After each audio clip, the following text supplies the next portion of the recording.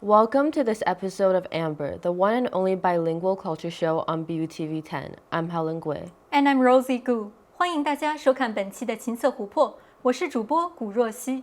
我是桂小红。Today, Amber took a look at a suicidal incident in China caused by sexual orientation discrimination. Through sitting down with professors and students, we discussed the stigma around sexual orientation from a sociological perspective and suggested potential prevention methods. Meanwhile, President Brown's retirement announcement prompted the Presidential Search Committee to express the importance of hearing students' insights and perspectives on choosing the next president of BU. Amber also took on the task to interview students about their attitude towards President Brown's time as president and his early resignation. In the end, we reviewed the runway experience of New York Fashion Week Spring-Summer 2023 through the eyes of international students. We invited international students at Boston University to share their experiences and the insights they gained through their various roles at New York Fashion Week. 在本期的琴瑟琥珀中，我们就于中国因性取向歧视发生的青少年自杀案进行了讨论。通过与教授和学生的座谈，我们以社会学的角度分析了性取向引发的耻辱论，并列举了一些预防性取向歧视的措施。与此同时，波士顿大学 Brown 校长近期的退休宣誓，促使校长遴选委员会重视起倾听学生们对于下任校长当选的见解与期望。我们也采访了学生们对于现任 Brown 校长的态度，以及对他宣布提早退休的想法。节目的最后，我们通过国际留学生的视角回顾了刚刚结束的2023春夏纽约时装周。我们邀请了参加此次时装周的波士顿大学国际生来分享他们在时装周扮演的不同角色，以及作为国际生独特的工作经历。The suicide of a dance student caused by sexual orientation discrimination from his supervisor sparked discussion about the way society views and treats people of different sexual orientation. Amber invited a learning assistant for women's gender and sexuality studies and a sexuality research professor and students to discuss prevention methods against discrimination and sources of support when the discrimination is coming from a person of authority. Recently, in China, a college male dancer committed suicide due to the extreme discrimination shown by his professor against his sexual orientation. This social event triggers a lot of controversy in China. BU students Hao Tianchi and Alexander Jivichev both shared their perspectives on this issue. I was surprised that I know that there's a lot of mental pressure for students in China, and they have the pressure from their family, from home, but I don't know, they can also be accused by this. This is zero tolerance that I can't believe that this just really happened. Yeah, I feel like in other countries like China or Russia, where I'm from, sexual education about gender diversity isn't taught enough in school.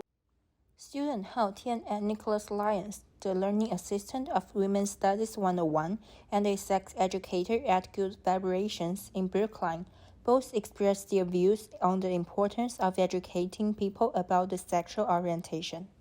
Because basically people in some country, they give you a survey, they only say state your gender, male or female, they just ignore the other options. If you just categorize people in this two states, female or men, or I like girls or I only like men, I think this is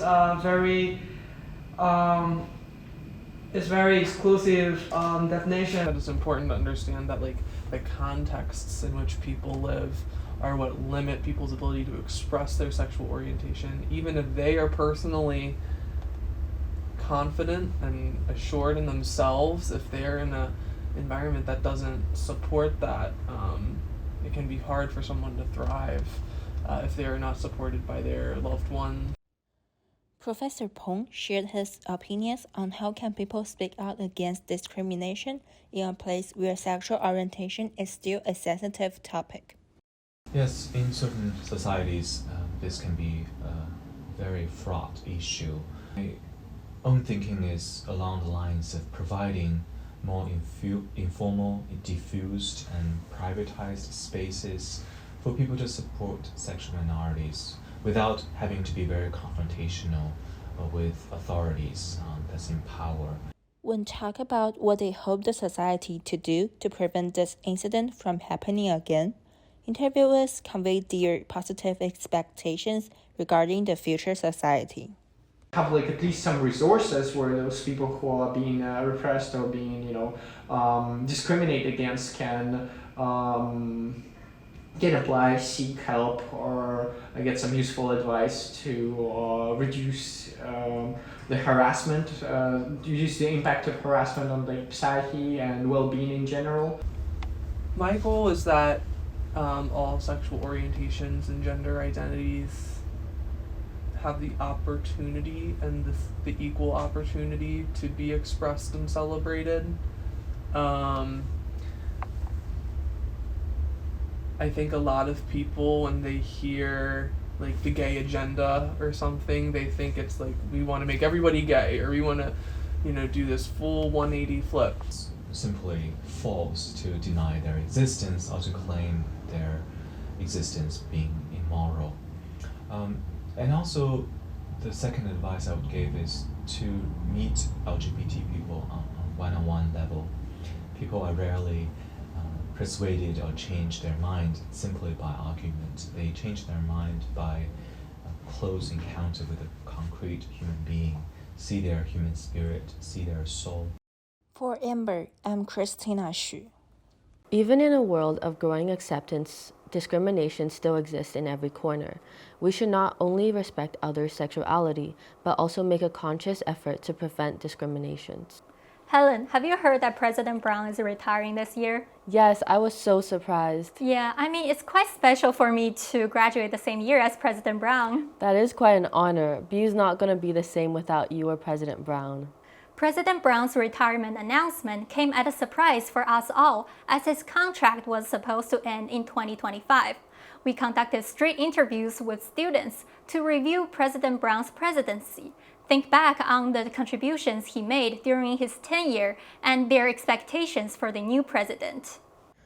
3 students from the College of Art and Science, Jack Hamilton, Tangri Shovel, and Brendan Chen, shared their understanding of President Brown's contribution to the BU community and their opinions towards President Brown himself. I feel like I don't really have any crazy strong opinions on it. I feel like most of my friends and just generally people I've talked to have a negative opinion about him, so I guess I'm for it. I just know he gets paid way too much. I think we can expect a lot of changes, but also I believe he was responsible for BU going as an international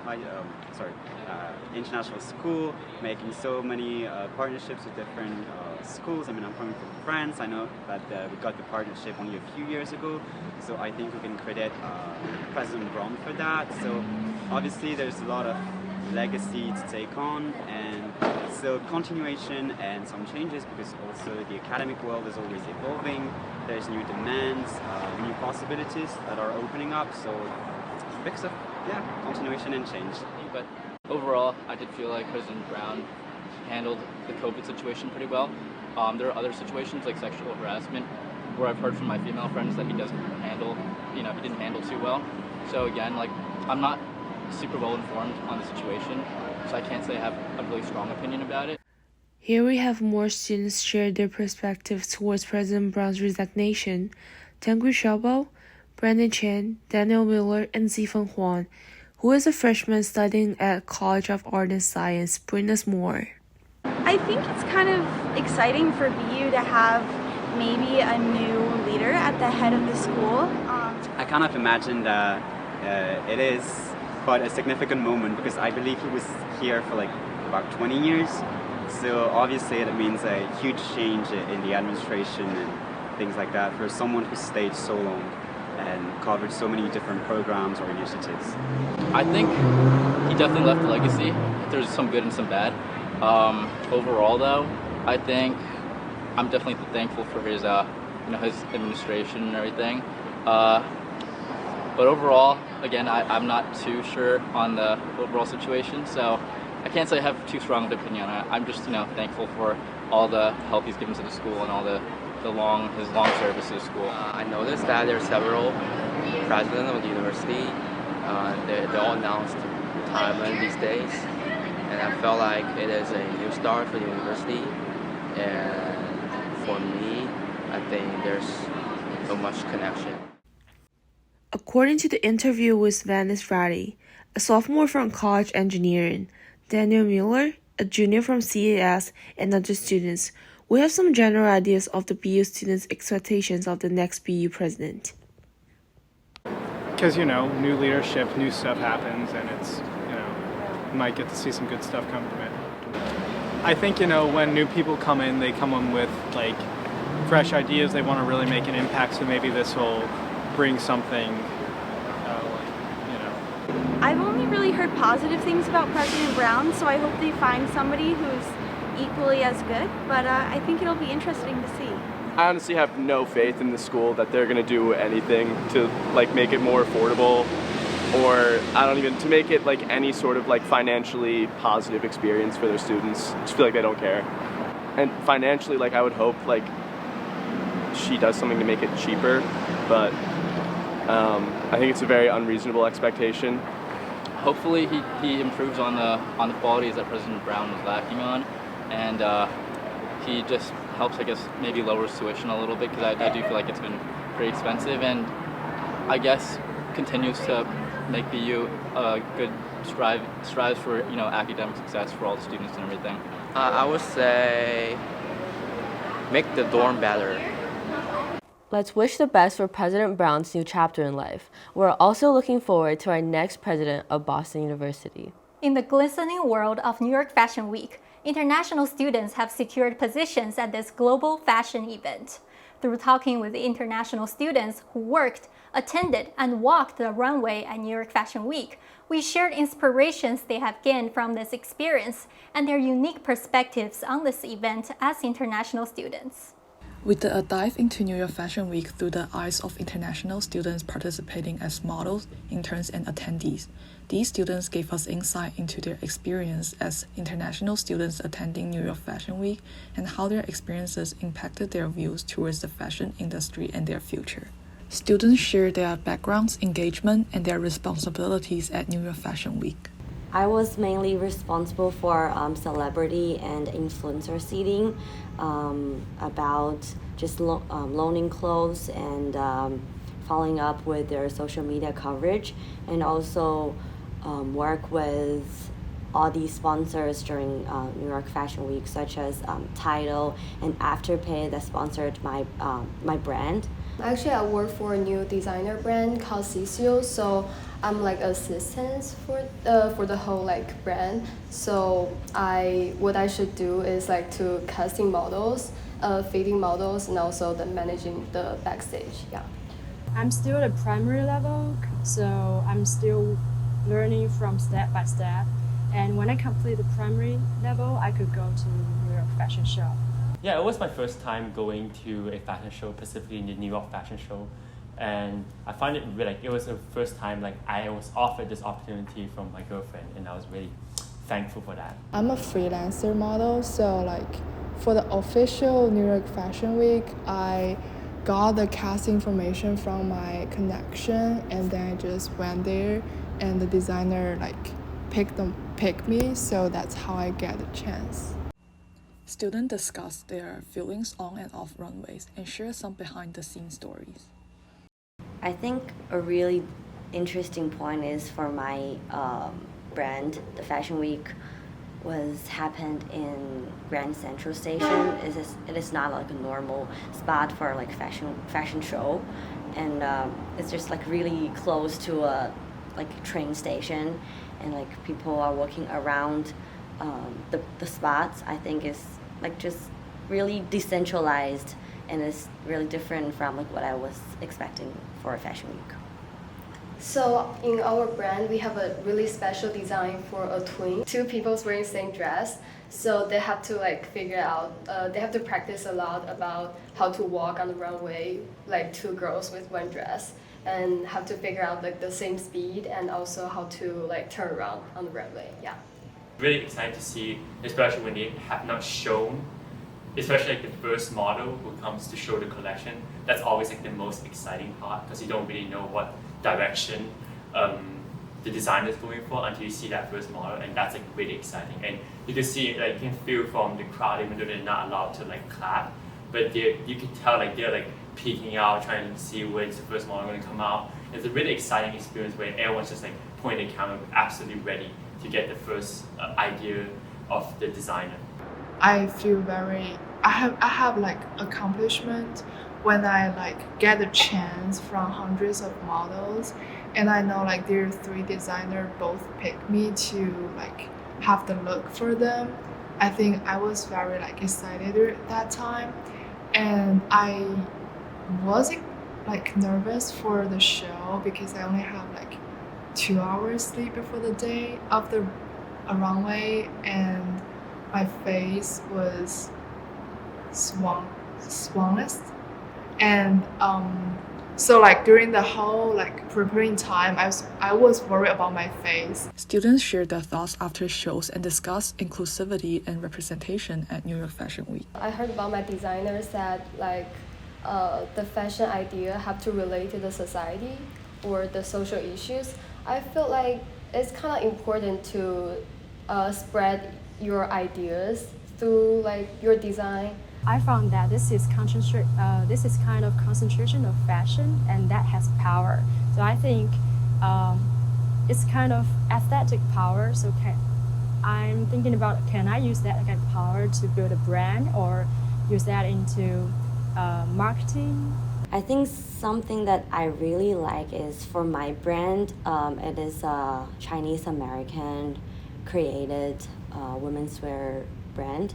And then like the designer that I work for, she just strive to use models from different places, have like different colors and different sizes. I think this is like really good for young girls to know about like fashion is not does not have a single like beauty standard, but like it is embracing everyone. It must be an unforgettable experience to work at New York Fashion Week. We'd love to hear more stories of students finding their passion and shine in different fields.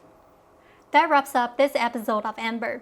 If you want to learn more about story behind the scenes, follow us on Facebook, Instagram, Twitter, WeChat, and Weibo, and tell us more about your opinions.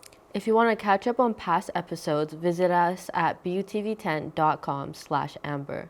今天的情色琥珀就到这里了。 Thanks for stopping by. We will see you next time. 感谢您收看本期节目，我们下期再见。That President Brown is retarded.